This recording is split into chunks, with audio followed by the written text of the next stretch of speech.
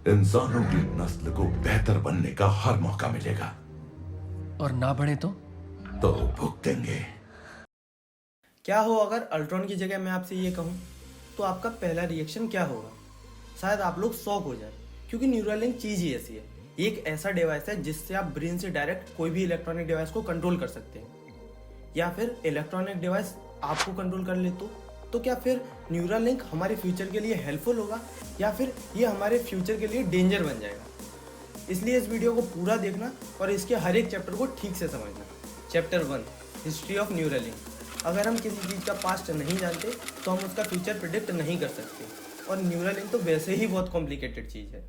इसकी हिस्ट्री तो हमें पता ही करनी होगी। ये न्यूरालिंक कोई नया कॉन्सेप्ट नहीं है, और भी ऐसी बहुत सारी कंपनी हैं जिनका कॉन्सेप्ट सेम है, जैसे मेट्रॉनिक, न्यूरोपेस, ब्लैक रॉक न्यूरोटेक और प्रिसीजन न्यूरोसाइंस कंपनी तो न्यूरालिंक के फॉर्मर फाउंडर की ही है।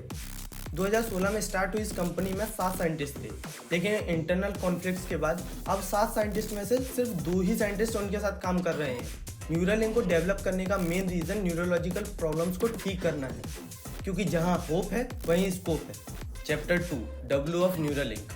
न्यूरालिंक BCI यानी ब्रेन कंप्यूटर इंटरफेस डेवलप करती है, जो कि ह्यूमन ब्रेन को डायरेक्टली कंप्यूटर डिवाइसेस से कनेक्ट करता है।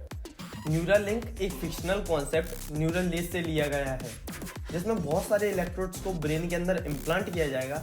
फिर वो ब्रेन को मॉनिटर करेंगे, जिससे कंप्यूटर डिवाइसेस हमारी थिंकिंग के बेसिस पे परफॉर्म कर पाएंगे।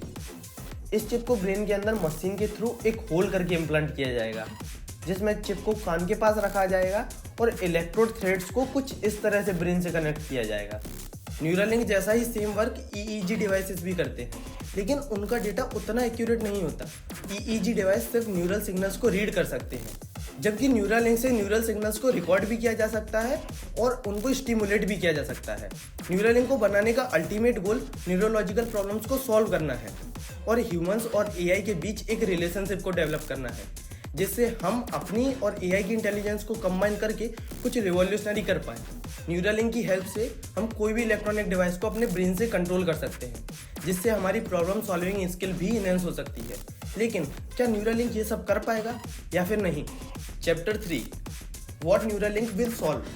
न्यूरालिंक ब्लाइंडनेस, पैरालिसिस और दूसरी न्यूरल डिसीज को सॉल्व कर सकता है, लेकिन कैसे? हमारे दिमाग से आने वाले न्यूरल सिग्नल्स को रीड करके। चलिए इसको और आसानी से समझते हैं। मानो कि किसी इंसान की बॉडी का कोई पार्ट काम नहीं कर रहा है। इसके लिए न्यूरालिंक मल्टीपल चिप्स उस इंसान की स्पाइनल कॉर्ड में इम्प्लांट करेगा, जिससे होगा ये कि जिस सिग्नल को स्पाइनल कॉर्ड उस बॉडी पार्ट तक नहीं भेज पा रही है, वो काम न्यूरालिंक कर देगी, ठीक वैसे ही जैसे एक ब्रिज काम करता है।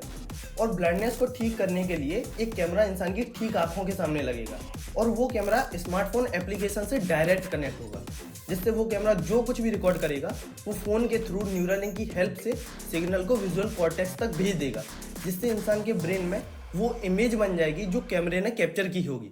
Chapter 4, problem arises from Neuralink.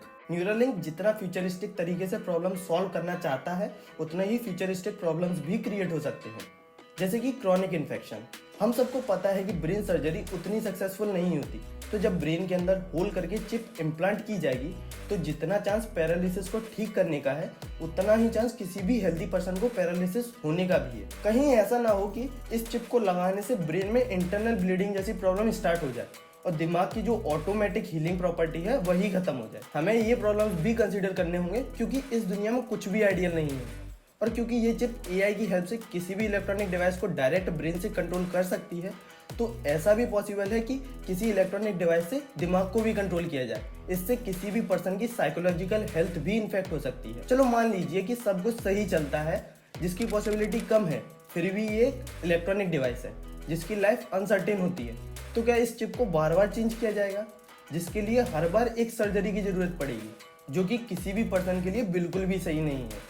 और इस चिप से प्राइवेसी को सबसे बड़ी प्रॉब्लम है। जैसे हमने बताया था कि ब्लाइंडनेस किस तरह से न्यूरालिंक से क्योर की जाएगी, और ये सब इंटरनेट की हेल्प से होगा, तो हैकिंग की पॉसिबिलिटी भी बहुत ज़्यादा बढ़ जाती है। अब आप खुद सोचिए कि हमारे आसपास ऐसे लोग जो हैक डिवाइस और कंट्रोल माइंड के साथ घूम रहे हों, तो जितने प्रॉब्लम सॉल्व हो सकते हैं उससे कई गुना ज़्यादा प्रॉब्लम्स क्रिएट भी हो सकते हैं। Last chapter, the conclusion. Elon Musk ने कहा था कि AI न्यूक्लियर वेपन से ज़्यादा डेंजरस है, लेकिन अब खुद ही AI को ब्रेन के अंदर डाल रहे हैं, जो सच में न्यूक्लियर वेपन से ज़्यादा डेंजरस है। हम किसी भी चीज़ के सिर्फ पॉजिटिव साइड नहीं देख सकते। अगर न्यूरल लिंक के पॉजिटिव इफेक्ट्स हो सकते हैं तो नेगेटिव इफेक्ट्स भी हो सकते हैं। अगर कोई भी न्यूरल डिसीज के लिए सॉल्यूशन ढूंढना है तो एक्सटर्नल सॉल्यूशन इंटरनल सॉल्यूशन से ज़्यादा बेटर होता है। अगर कोई भी डिवाइस में मिसबिहेव होता है तो एक्सटर्नल डिवाइस से बचा जा सकता है, लेकिन इंटरनल डिवाइस से कैसे? फ्यूचर पूरा टेक्नोलॉजिकल बेस्ड है। टेक्नोलॉजी से ऐसी भी प्रॉब्लम्स हो सकती हैं, वो हमें अभी से सोचना पड़ेगा, वरना हमारा फ्यूचर डेंजर में आ सकता है। इस कॉन्सेप्ट को समझना बहुत ज़रूरी है।